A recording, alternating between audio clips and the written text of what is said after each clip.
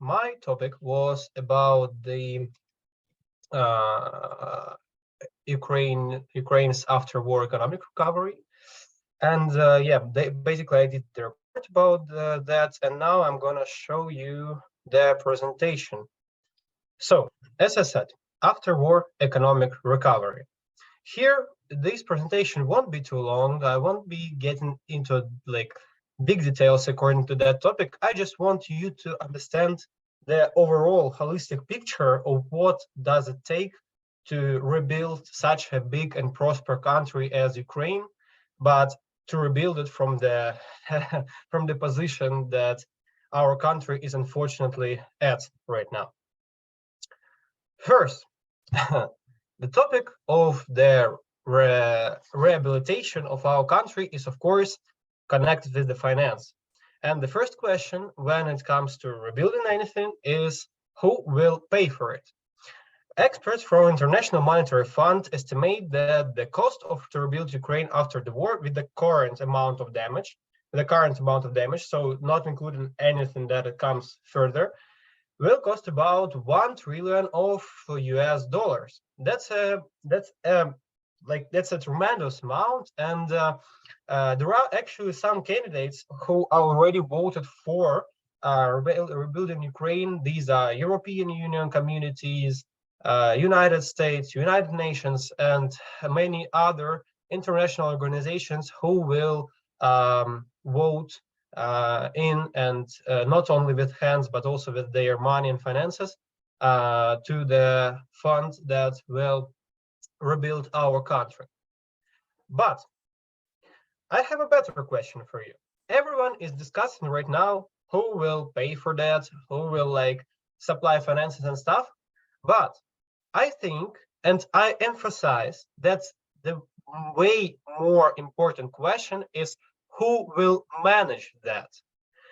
Well, when it comes to managing, our country is not the best, let's be frank, our country is not the best place to invest and to allocate your finances in terms of when you want the return rate to be the highest. Recovery lies in reformation. What I'm trying to say is that Ukraine is the third most corrupt nation in Europe, behind Russia and Azerbaijan, according to Transparency International.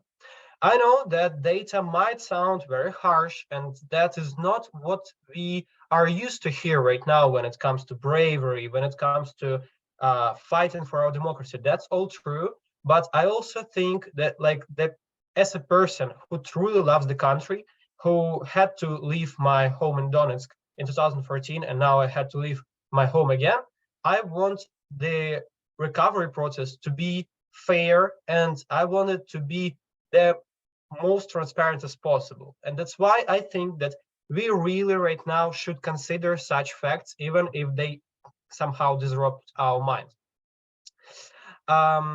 First, reforms must begin even as humanitarian and reconstruction activities pick up the pace.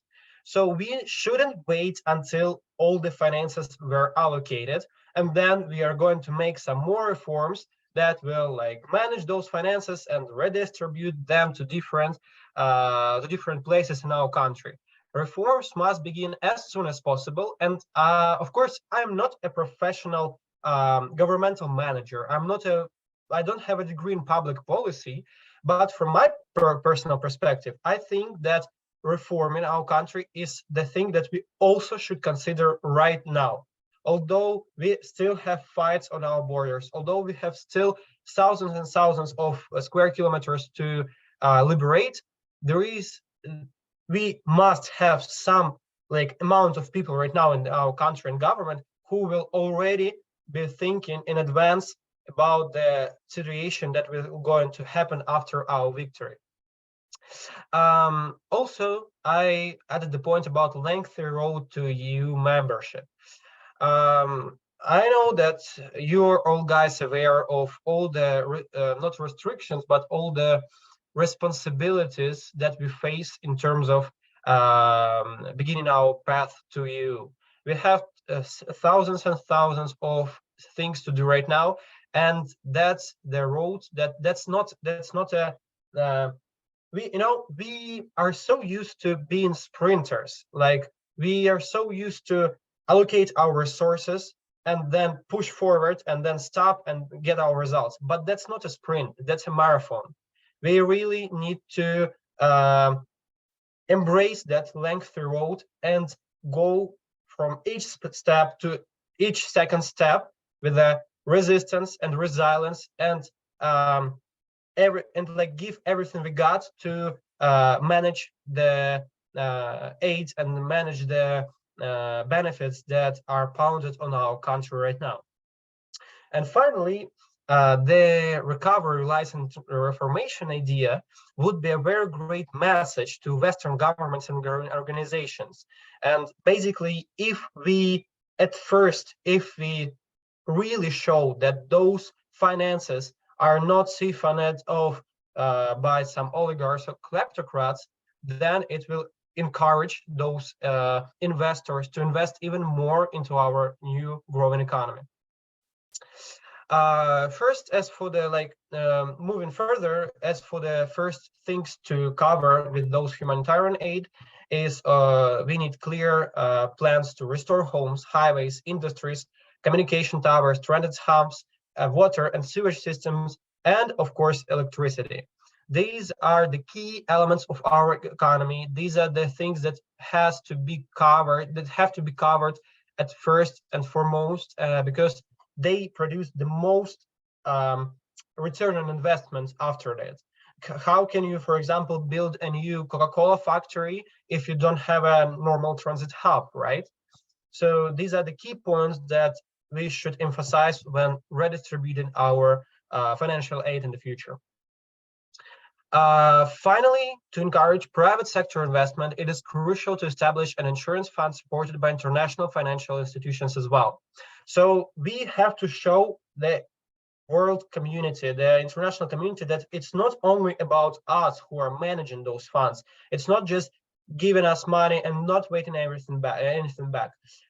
We have to involve such organizations as ICSID, World Bank Group, International Finance Corporation, the World Bank, and so on, to control those resources. We have to be not only open, we have to motivate them to control us, to show that actually we are 100% clear about what are the costs and what are the things we are spending money on. So yeah, the collaboration on the international arena is also crucial in terms of after-war economic development.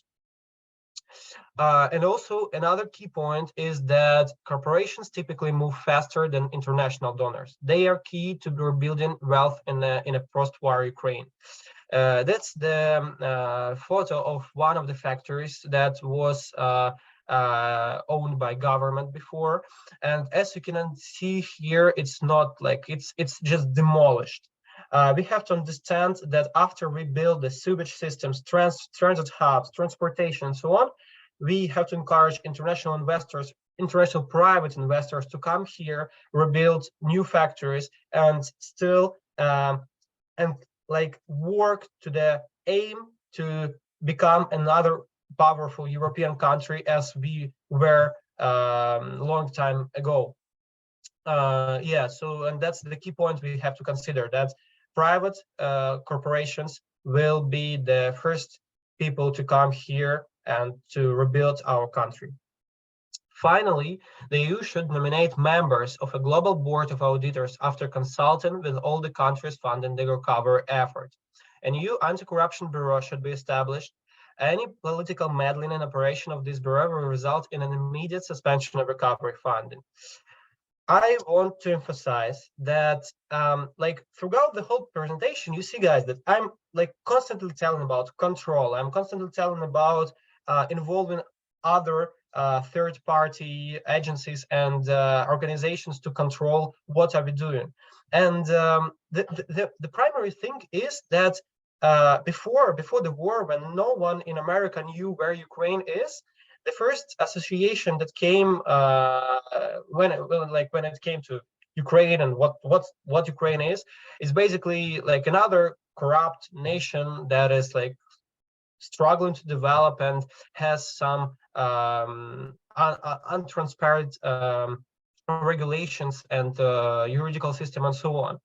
And to fight that prejudice that was developed during Soviet Union and that was developed in the 90s and so on, we not only have to be open, we have to like embrace that people who are trying to control us, who are trying to control the funds. It's not only enough to be correct, to be right. You also have to always communicate that you are right. If no one knows that you are right and you're doing everything right, then you are not right. If because no one knows it. That's why I really encourage any people that will hear this presentation or will be involved into decision making in the future to be not only open to regulators, to auditors, and to different commissions that are organized by our donors, but to motivate them, to ask them to check what we are doing, to check what we are doing with their money. Yeah, and therefore, if we go through these checks, then the donorship and the financial aid will not be a problem in the future. If everyone knows that the finances, we are building hospitals, we are building transit hubs, we are building new factories, then people will just understand that that's the place where I can bring my money and get profit of it. And this money won't be redistributed to someone else. Finally, I have a small appendix before I finish. That's just the topic I want to include here because I'm truly interested about it. Is that we don't have to forget about IT. IT right now is a crucial part of our economy, and different organizations like Remote Ukraine, United Global Task Force, World with the Ukraine Platform, United 24 are the organizations that were developed to alleviate this crisis and alleviate the consequences of the crisis that we have right now. And we hope that these platforms, partially developed by our people here, our Ukrainian IT specialists, will strive in the future and help to rebuild and give their pledge into the overall rebuilding process of Ukraine. Finally, and like the last point here is that we also, according to IT, we don't have to forget about tech giants, because here I listed the well-known fact that big corporations like Meta, Google, and Apple did for Ukraine and for controlling and trying to deal with the consequences of the current crisis.